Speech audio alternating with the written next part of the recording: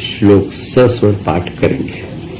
उज्जैन में भी कार्यक्रम होगा जहां शायद मुख्यमंत्री जी के स्वयं की उपस्थित रहने की संभावना है।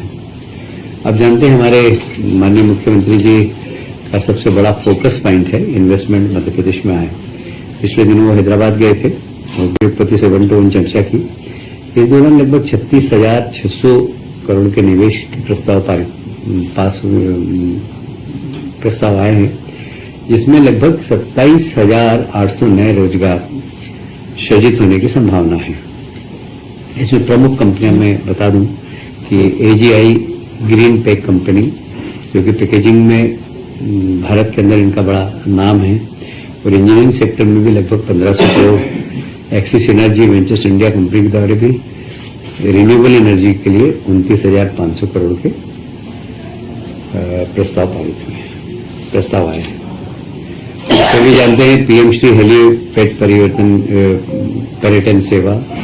हम धार्मिक सेक्टर, वेलनेस सेक्टर और वाइल्ड लाइफ सेक्टर तीनों में ही पर्यटनों की संख्या बढ़े और आवागमन सुलभ हो, इसलिए पीएम श्री हेली पर्यटन सेवा प्रारंभ कर रहे हैं। इंदौर से ओंकारेश्वर, इंदौर से जो ओंकारेश्वर वाला जो इंदौर से चलेगा वो रेगुलर एयरपोर्ट से नहीं जाएगी, उसके लिए एक अलग से हेलीपैड बनाया है बिचौली में। उसी प्रकार उज्जैन में भी पुलिस लाइन के पीछे एक हेलीपैड बनाया है, तो और ओंकारेश्वर में मांधाता में बनाया है। तो कुल मिलाकर एक ही दिन में दोनों शिवलिंग के दर्शन पर्यटक कर सके, उसकी सुविधा। अदरवाइज नहीं तो अगर एयरपोर्ट से हम लाएंगे तो बहुत लंबा पड़ेगा, तो काफी आने जाने में समय लगेगा। इसलिए हेलीपैड सारे धार्मिक स्थानों के पास भी बना है।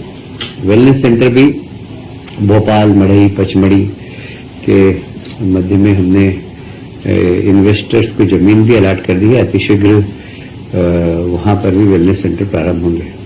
वाइल्ड लाइफ में तो आप जानते हैं कि हम लोगों ने काफी बड़ा काम किया है। जबलपुर, मैहर, चित्रकूट, अमरकंटक, कान्हा, बांधवगढ़ और ये भेड़ाघाट जो हमारा, मैं ऐसा मानता हूं व्यक्तिगत रूप से, मैंने कनाडा का कौन सा फॉल है वो, नियाग्रा फॉल देखा है। मुझे ऐसा लगता है कि जितनी नियाग्रा फॉल की मार्केटिंग हुई है और सारे विश्व के लोग जाते हैं, यदि भेड़ाघाट की भी उतनी मार्केटिंग होती तो विश्व का सबसे सुंदर स्थान है, जहां पर कि दूध की तरह नर्मदा जी दिखाई देती है, जैसे दूध की नदी बह रही हो और आसपास जो जब नर्मदा जी निकलती है तो जो चट्टान है वो सफेद, तो चट्टान भी सफेद है और दूध की तरह पानी वहां से निकलता, तो सबसे सुंदर मैं विश्व का स्थान मानता हूं उसको। तो वहां पर भी हमारे मुख्यमंत्री जी ने, फिर मैहर की माता के वहां भी, ऐसा सब जगह हमने धार्मिक, वेलनेस सेंटर और वाइल्ड लाइफ के पर्यटक बढ़े। इसके लिए हमने, भारत में आप सब जानते हैं कि हमने चीता बाहर से लाए, उनकी संख्या बढ़ रही है। तो ये बड़ी अच्छी बात है कि उन्होंने यहाँ के वातावरण में जीना प्रारंभ कर दिया, न सिर्फ जीना प्रारंभ कर दिया, अपनी संतति को भी बढ़ाना प्रारंभ कर दिया। ये बहुत गुड साइन है और मैं समझता हूँ कि ये हमारे विभाग के अधिकारियों और कर्मचारियों की जो एक तरीके से उनकी सुरक्षा और बाकी सब चीजों की ध्यान रख कर चीतों को वहां के वातावरण में रहने लायक बनाया, ये उनकी। अभी माननीय मुख्यमंत्री जी सभी विभागों की समीक्षा रखने वाले 1 से 5 दिसंबर के दौरान विधानसभा चलेगी जो, तो उसमें कुछ बिंदु हैं जिसमें 2 वर्ष की उपलब्धियां, विगत 2 वर्षों में नवाचार, आगामी 2 वर्ष में आगे विभाग क्या करने वाला है, तो विभाग में क्या क्या चुनौतियां हैं उसको लेकर।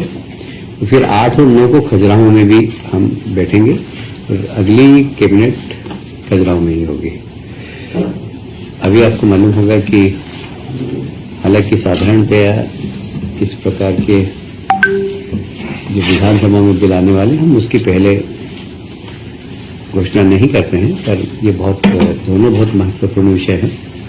तो आज कैबिनेट ने लोकल बॉडीज के सभी लोकल बॉडीज की जो इकाइयाँ हैं हमारी, चाहे पहले तो अभी तक तो नगरीय क्षेत्र के मेयर्स के डायरेक्ट चुनाव थे, बाकी नगर पालिका और नगर परिषद के इनडायरेक्ट चुनाव थे। अब सभी डायरेक्ट चुनाव हो ऐसा अध्यादेश हम लाए, उसको हमने अनुमोदन किया है, उसके जल्दी ही बिल विधानसभा में लाने वाले हैं। अभी आपको मालूम है कि राजनांदगांव में हमारे देश के गृह मंत्री जी ने एक निश्चित किया कि निश्चित सीमा के अंदर नक्सलवाद इस देश से विदाई हो, और उसमें वो बहुत पूरी ताकत से लगे हैं।